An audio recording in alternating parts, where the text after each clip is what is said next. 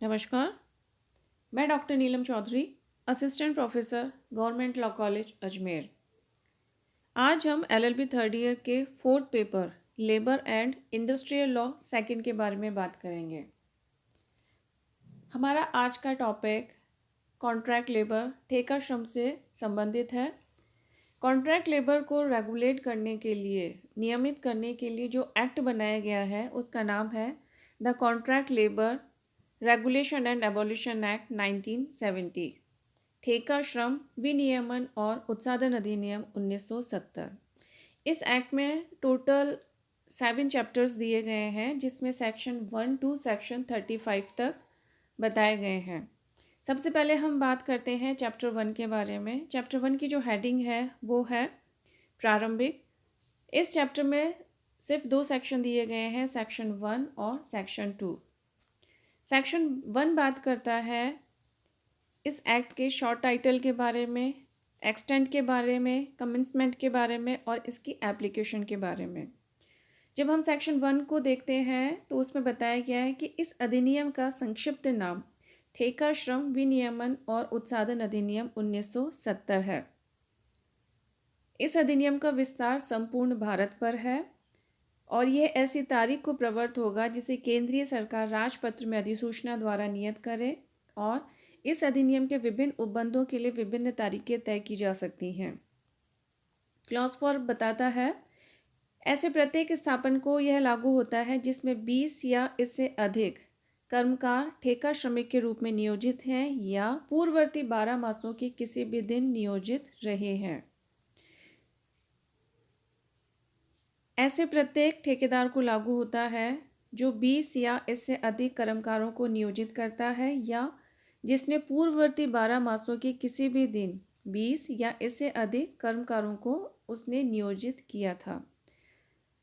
इस sub section के नीचे एक परंतु दिया गया है जिसमें कहा गया है कि जो भी समुचित सरकार है ऐसा करने के अपने आशय की कम से कम 2 मास की सूचना देने के पश्चात इस अधिनियम के उपबंध राजपत्र में अधिसूचना द्वारा ऐसे किसी भी स्थापन या ठेकेदार को लागू कर सकेगी जो 20 से कम उतने कर्मचारियों को नियोजित करता है जितने अधिसूचना में विनिर्दिष्ट किए जाएं। तो हम कह सकते हैं कि जो जनरल लॉ है वो यह हो जाता है कि 20 या 20 से अधिक जहाँ पे कर्मचारी नियोजित है वहाँ पे अधिनियम लागू होगा। लेकिन अगर जो एप्रोप्रिएट गवर्नमेंट है वो चाहे तो इससे कम व्यक्तियों के लिए भी इस अधिनियम को लागू कर सकती है। बस उसे इस आशय की सूचना देनी होगी राजपत्र में प्रकाशित करके, और जो समय दिया गया है वो 2 माह की पूर्व सूचना का दिया गया है। क्लॉज 5 कहता है यह ऐसे स्थापनों को लागू नहीं होगा जिसमें केवल आंतरायिक या आकस्मिक प्रकृति का काम किया जाता है। यदि यह प्रश्न उठता है कि किसी स्थापन में किया गया कोई काम आंतरायिक या आकस्मिक प्रकृति का है या नहीं, तो समुचित सरकार यथास्थिति केंद्रीय बोर्ड या राज्य बोर्ड से परामर्श करके उस प्रश्न का विनिश्चय करेगी और उसका विनिश्चय अंतिम होगा। सेक्शन 1 में नीचे एक स्पष्टीकरण एक्सप्लेनेशन दिया गया है। इस धारा के प्रयोजनों के लिए किसी स्थापन में किया गया काम उस दशा में आंतरायिक प्रकृति का नहीं समझा जाएगा जबकि वह पूर्ववर्ती 12 मासों में 120 से अधिक दिन किया गया, अथवा जबकि वह सामयिक प्रकृति का है और 1 वर्ष में 60 से अधिक दिन किया जाता है। तो इस तरीके से ये एक स्पष्टीकरण दिया गया है। नेक्स्ट इसमें आता है सेक्शन 2। सेक्शन 2 डेफिनेशन के बारे में बात करता है कि इस अधिनियम में किन शब्दों का क्या अर्थ लगाया जाएगा। इसमें लिखा गया है कि इस अधिनियम में जब तक कि संदर्भ से अन्यथा अपेक्षित ना हो, एप्रोप्रिएट गवर्नमेंट समुचित सरकार से मतलब होगा ऐसे स्थापन के संबंध में जिसकी बाबत औद्योगिक विभाग अधिनियम 1947 के अधीन समुचित सरकार केंद्रीय सरकार है। केंद्रीय सरकार किसी अन्य स्थापन के संबंध में उस राज्य की जिसमें वह अन्य स्थापन स्थित है राज्य सरकार से संबंधित है। और ये परिभाषा दी गई है क्लॉज ए में।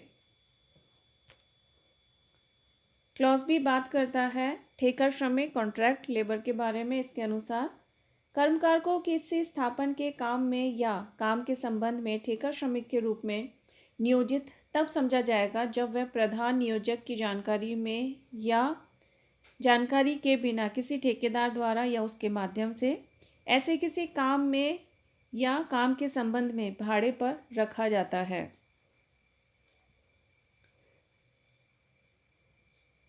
सी कॉन्ट्रैक्ट ठेकेदार की परिभाषा देता है, जिसके अनुसार ठेकेदार से किसी स्थापन के संबंध में ऐसा व्यक्ति अभिप्रेत है जो किसी स्थापन को केवल माल या विनिर्माण वस्तुओं का प्रदाय करने से भिन्न कोई निश्चित परिणाम ठेका श्रमिकों के माध्यम से उस स्थापन के लिए संपन्न कराने का जिम्मा लेता है, या जो उस स्थापन के किसी काम के लिए ठेका श्रमिक उपलब्ध कराता है और इसके अंतर्गत उप ठेकेदार भी आता है। यहाँ पे ध्यान देने योग्य जो बात है वो है कि जो कॉन्ट्रैक्टर वर्ड है उसमें सब कॉन्ट्रैक्टर भी इंक्लूड होता है।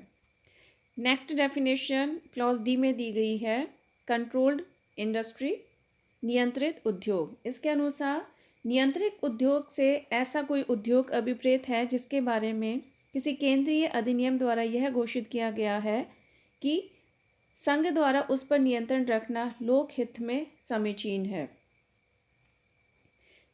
नेक्स्ट डेफिनेशन है एस्टैब्लिशमेंट स्थापन की, जिसके अनुसार स्थापन से निम्नलिखित अभिप्रेत है सरकार या किसी स्थानीय प्राधिकारी का कोई कार्यालय या विभाग अथवा ऐसा कोई स्थान जहां कोई विनिर्माण किया जाता है या कोई उद्योग व्यापार कारोबार या उपजीविका चलाई जाती है।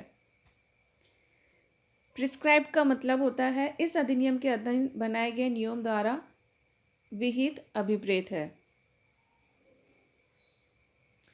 नेक्स्ट इंपॉर्टेंट डेफिनेशन है प्रिंसिपल एम्प्लॉयर प्रधान नियोजक। जी क्लॉज में यह दी गई है, जिसके अनुसार प्रधान नियोजक से निम्नलिखित अभिप्रेत हैं सरकार या किसी स्थानीय प्राधिकारी के किसी कार्यालय या विभाग के संबंध में उस कार्यालय या विभाग का प्रधान या ऐसा अन्य अधिकारी जिसे यथास्थिति सरकार या स्थानीय प्राधिकारी इस निमित्त विनिर्दिष्ट करे,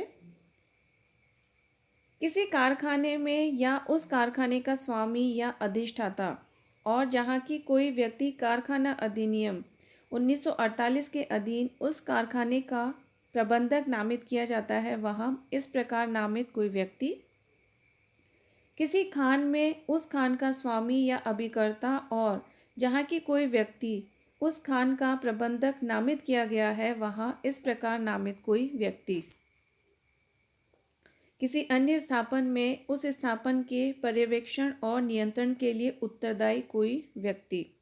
इसमें नीचे एक स्पष्टीकरण एक्सप्लेनेशन दिया गया है, जिसके अनुसार इस खंड के उपखंड 3 के प्रयोजनों के लिए खान स्वामी और अभिकर्ता शब्दों के वही अर्थ होंगे जो खान अधिनियम 1952 की धारा 2 में दिया गया है। नेक्स्ट डेफिनेशन आती है मजदूरी वेजेस के बारे में, जिसे क्लॉज एच में बताया गया है। मजदूरी का वही अर्थ होगा जो मजदूरी संदाय अधिनियम पेमेंट ऑफ वेजेस एक्ट 1936 की जो डेफिनेशन क्लॉज है उसमें जो परिभाषा दी गई है वही मजदूरी की परिभाषा यहाँ पर भी मानी जाएगी। लास्ट डेफिनेशन आती है कर्मकार वर्कमैन की, जिसे क्लॉज आई में दिया गया है। इसके अनुसार कर्मकार से ऐसा कोई व्यक्ति अभिप्रेत है जो भाड़े या पारिश्रमिक के लिए कोई कुशल अर्धकुशल या अकुशल शारीरिक पर्यवेक्षीय तकनीकी या लिपिकीय काम करने के लिए किसी स्थापन के काम में या स्थापन के संबंध में विनियोजित है, चाहे नियोजन के निबंधन अभिव्यक्ति या विवक्षित हो, किंतु इसके अंतर्गत कोई ऐसा व्यक्ति नहीं है जो मुख्यतया प्रबंधकीय या प्रशासनिक हैसियत में नियोजित है अथवा जो पर्यवेक्षीय हैसियत में नियोजित है और 500 रुपये मासिक से अधिक मजदूरी पाता है, अथवा पद से संबंधित कर्तव्यों की प्रकृति या अपने में निहित शक्तियों के कारण मुख्यतया प्रबंधकीय प्रकृति के कृत्य करता है, अथवा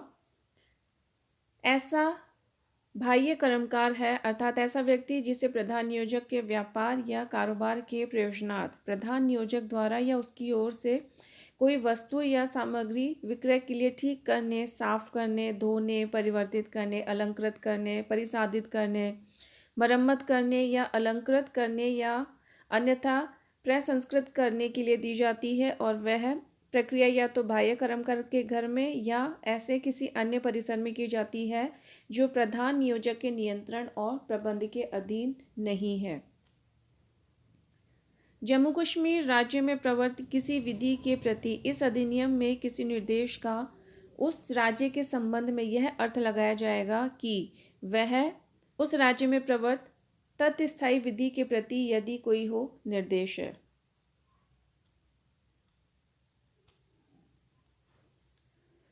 यहाँ पे हमारा सेक्शन 2 जो डेफिनेशंस का चैप्टर है चैप्टर 1 में वो यहाँ पे ख़त्म होता है।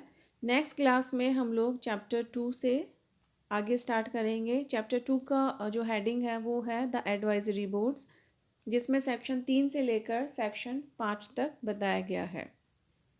आज तक के लिए इतना ही। धन्यवाद।